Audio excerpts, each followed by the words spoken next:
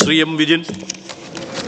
Sir, എൻ്റെ മണ്ഡലത്തിലെ തളിപ്പറമ്പ് താലൂക്കിലെ പട്ടുവം വില്ലേജിലെ കയ്യം പ്രദേശത്ത് 40ഓളം കർഷക കുടുംബങ്ങൾ 1903-നും 1964-നും ഇടയിൽ ഭൂമി രജിസ്റ്റർ ചെയ്ത് ആധാരങ്ങളുള്ളവരും പട്ടയം ലഭിച്ച് നിയമാനുസൃതം കൈവശം വെച്ച് ഭൂനികുതി അടച്ചു വരുന്നതുമായിരുന്നു.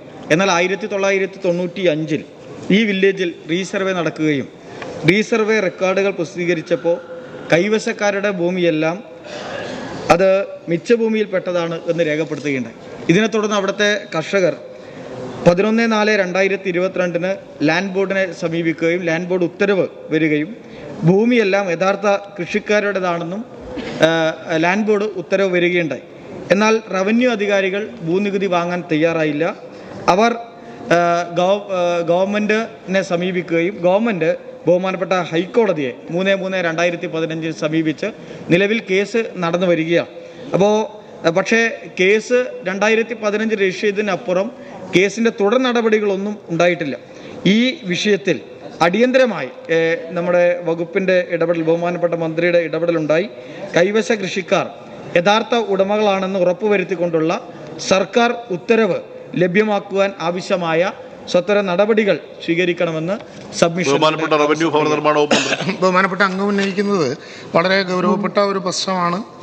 ബഹുമാനപ്പെട്ട അംഗത്തിൻ്റെ നേതൃത്വത്തിൽ ബഹുമാനപ്പെട്ട മുഖ്യമന്ത്രി നയിച്ച നവകേരള സദസ്സിൻ്റെ പ്രത്യേകമായിട്ടുള്ള പരാതികളിൽ ലഭ്യമാകുകയും ചെയ്തിട്ടുള്ള ഒരു വിഷയമാണ്.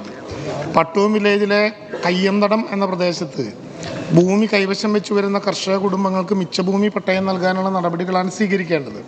എന്നാൽ പ്രസ്തുത ഭൂമി മിച്ചഭൂമി അല്ല എന്ന് താലൂക്ക് ലാൻഡ് ബോർഡിൻ്റെ ഉത്തരവ് നിലനിൽക്കുന്നതിനാൽ പതിവ് നടപടികൾ തുടരാൻ കഴിയാത്ത സാഹചര്യം നിലവിലുണ്ട്. 1995-ൽ പട്ടുവം വില്ലേജിൽ റീസർവേ നടന്നതിനെ തുടർന്ന് പ്രസ്തുത സ്ഥലം ശ്രീ പ്രിനി നമ്പൂതിരിയിൽ നിന്ന് ഏറ്റെടുത്ത മിച്ചഭൂമിയിൽ ഉൾപ്പെട്ടതാണെന്ന് കണ്ടെത്തുകയുണ്ടായി. എന്നാൽ തളിപ്പറമ്പ് താലൂക്ക് ലാൻഡ് ബോർഡിലെ 2/2/2011 TLB 1636/73/TBA ഉത്തരവ് പ്രകാരം പ്രസ്തുത സ്ഥലം മിച്ചഭൂമിയിൽപ്പെട്ടതല്ല എന്ന് ഉത്തരവാവുകയുണ്ടായി. ഇക്കാര്യത്തിലുള്ള അവ്യക്തത പരിഹരിക്കുന്നതിനായി താലൂക്ക് സർവേയർ സ്ഥലപരിശോധന നടത്തിയതിൽ മുൻ സർവേ നമ്പർ 67/2A പെട്ടതും റീസർവേ നമ്പർ 80/81 പെട്ടതുമായ മിച്ചഭൂമി തന്നെയാണ് കക്ഷികൾ കൈവശം വെച്ച് വരുന്നതെന്ന് കണ്ടെത്തുകയുണ്ടായി. ഈ സാഹചര്യത്തിലാണ് താലൂക്ക് ലാൻഡ് ബോർഡിൻ്റെ 2/2/2021 ഉത്തരവിനെതിരെ സർക്കാർ ഹൈക്കോടതിയിൽ CRP 126/2015 റിവിഷൻ പെറ്റീഷൻ ഫയൽ ചെയ്തിട്ടുള്ളതും അത് ഇതുവരെ തീർപ്പാക്കിയിട്ടില്ലാത്തതുമാണ് ബഹുമാനപ്പെട്ട അംഗം സൂചിപ്പിച്ചതുപോലെ. ഒരു ഘട്ടത്തിൽ ഹൈക്കോടതിയിലുള്ള റിവിഷൻ പെറ്റീഷൻ പിൻവലിച്ച് കൈവശ ഭൂമിക്ക് പട്ടയം നൽകാനാകുമോ എന്ന് ബഹുമാനപ്പെട്ട അംഗം സൂചിപ്പിച്ചതുപോലെ റവന്യൂ വകുപ്പ് പരിശോധിച്ചിരുന്നു.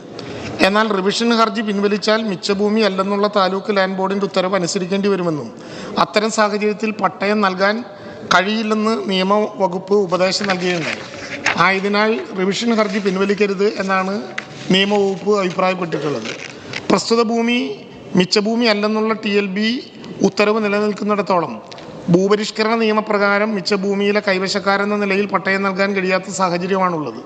ബഹുമാനപ്പെട്ട ഹൈക്കോടതിയിൽ ഫയൽ ചെയ്തിട്ടുള്ള കേസ് എത്രയും പെട്ടെന്ന് തീർപ്പാക്കുന്നതിനാവശ്യമായ നടപടികൾ സ്വീകരിക്കാൻ അഡ്വക്കേറ്റ് ജനറലിനോട് ആവശ്യപ്പെടാൻ ആവശ്യമായ നിർദ്ദേശം നൽകിയിട്ടുണ്ട്.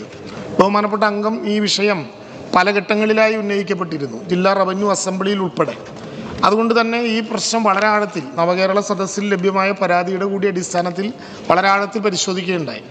ഇതിനോടൊപ്പം തന്നെ ലാൻഡ് ട്രിബ്യൂണലുകൾ നൽകിയിട്ടുള്ള ക്രയ സർട്ടിഫിക്കറ്റുകൾ ഉൾപ്പെടെ വിവിധ രേഖകളുടെ അടിസ്ഥാനത്തിൽ കർഷകർ ഭൂമി കൈവശം വെച്ചിട്ടുള്ളത് എന്നും കണ്ടെത്തിയിട്ടുണ്ട്. ആയതിനാൽ രേഖകൾ പരിശോധിച്ചും കൈവശത്തിൻ്റെ അടിസ്ഥാനത്തിലും ഭൂമിക്ക് കരമൊടുക്കി നൽകാനുള്ള നിർദ്ദേശം നൽകുന്നതിന് ആവശ്യമായ നടപടികൾ സ്വീകരിക്കുന്നതാണ്. ഇക്കാര്യത്തിൽ വളരെ പെട്ടെന്ന് തന്നെ തീരുമാനമുണ്ടാക്കുന്നതാണ് എന്ന് ബഹുമാനപ്പെട്ട അംഗത്തെ ഈ സബ്മിഷനിലൂടെ അറിയിക്കുന്നു.